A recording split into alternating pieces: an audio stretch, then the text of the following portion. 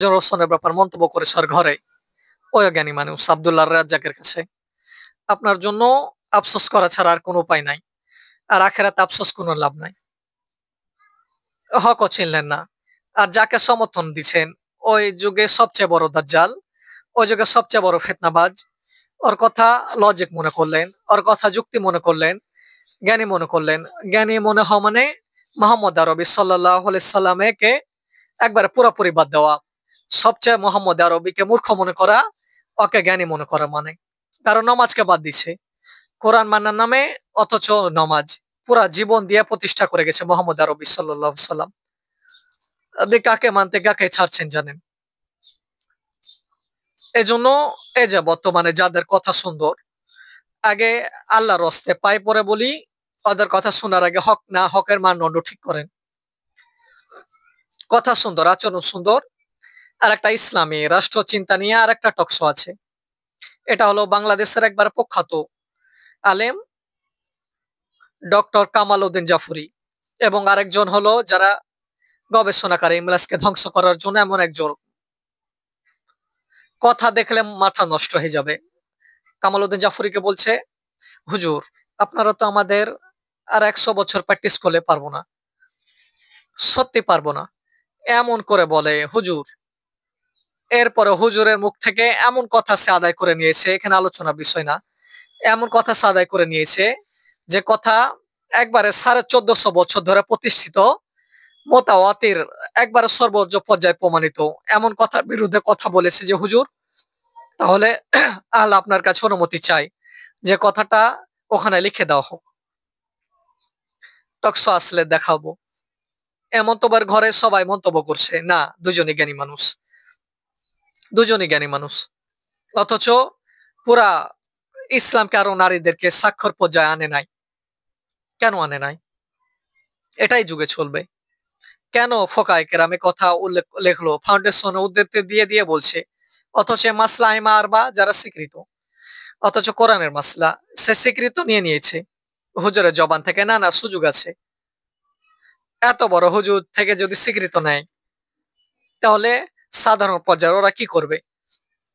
ওরা তো মানবেই। ভালো করে বুঝেন একবারে। এরপরে চুরির শাস্তি, লম্বা আলোচনা। মানে চাইলে আপনি মানে এমন এমন আকলকে কাজে লাগা বুঝবেন যে এত সুস্পষ্ট বিষয়, যেটা কোরআনের একবার অকাট্য বিধান, যেমন আবার অর্থ অকাট্য। এই বিধান একবারে যুগ যুগ ধরে সবাই পালন করে আসছে, ওই বিধানের বিরুদ্ধে কথা বলিয়ে নিয়েছে এই লোকটা। এত মাধুর্যতা কথার ভিতর, আপনি হারিয়ে যাবেন কথায়। এত সুন্দর কথা, আপনি মুগ্ধ হয়ে যাবেন। এই জন্য হকের মানদণ্ড কোরআন ঠিক করে দিচ্ছে।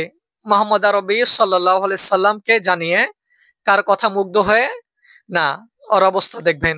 বাস্তবে ওর জমান ইসলামের পক্ষে না বিপক্ষে, ওর আমল ইসলামের পক্ষে না বিপক্ষে, ওই ইসলাম আর মুসলিম উম্মার পক্ষে বলে না বিপক্ষে বলে, আগে বাস্তবতা যাচাই করে এরপর কথা শুনেন। আর আমরা বাস কথা শুনে ওর জন্য পাগল হয়ে গেছি। বহু বেটা ওই ফেসবুকে বেটির সাথে কথা বলে পাগল হয়ে, হাই এনে দেখছ ওর মাছে বয়স বড় আছে, ওর মাছে বয়স বড়, কথায় মুগ্ধ হয়েছে আর কথা বিশ্বাস করেছে, মনে করছে এটা দুনিয়ার সবচেয়ে বড় সুন্দরী, এর সাথে নেচার হুড়গোড় চলে, আর কারো মেসাল চলে না। এখন ওর অপেক্ষা যে হোটেলের সামনে দাঁড়িয়ে আছে, আর যে পেতনিকে দেখেছে বিশ্বাস করতে পারে না এটা আসলে, এটা কি ওটা না, এমন ঘটনা বুঝেন। আর সাধারণত সুন্দর মানুষের কথা বেশি সুন্দর হয় না, কাইলাদের কথা বেশি সুন্দর হয়। হতে পারে দুটোটা, কিন্তু ওটা বেশি, ওটা বেশি। ওটা দেখবেন আপনি যে কালো মানুষের দাঁত সুন্দর হয়, অথবা সুন্দর লাগে, অথবা যেটা হোক এর সুন্দর লাগে, হাসি দিলে বাস দিলটা জুড়িয়ে যায়, মনে হয় মুক্ত ঝরছে। আর সুন্দর মাছ সুন্দর সব জায়গায় ফুটে না, বুঝেন। যাই হোক, যেটা বোঝা যে কথা এমন এক জিনিস, এ কথার জাদুতে কত মানুষ জীবন দিয়ে দিয়েছে, কত মানুষ জীবন দিয়েছে, কত মানুষ ঘর থেকে বের হয়েছে যে দেখে এটা তো পেতনি, এটা পেতনি।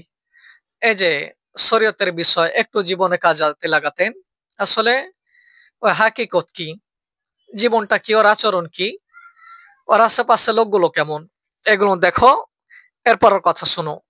ওই না মিডিয়াতে সজল রসুনের কথা শুনে উত্তর দিতে কয়েকটা ভিডিও পাঠালাম। এই ভিডিওর উত্তর দেওয়ার দরকার। কেন আপনার কাছে এত হালকা মনে হয়?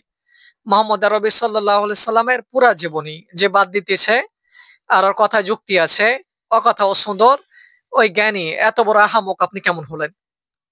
কেমনে হলেন এত বড় আহামক? অমিনা নাসিয়া যুবক কওলুহুম ফিল হায়াতে দুনিয়া ওয়াইসুদুল্লাহ আলা মাফি কলবিহি ওয়া হুয়া আলা দল খুসাল। এটা বুঝেন। এজন্য কারো কথা মুগ্ধ হয়ে আল্লাহর হস্তে এমন কথা বললেন না, এই জন্য মিডিয়া থেকে দূরে থাকেন। কারা সমর্থন করছেন?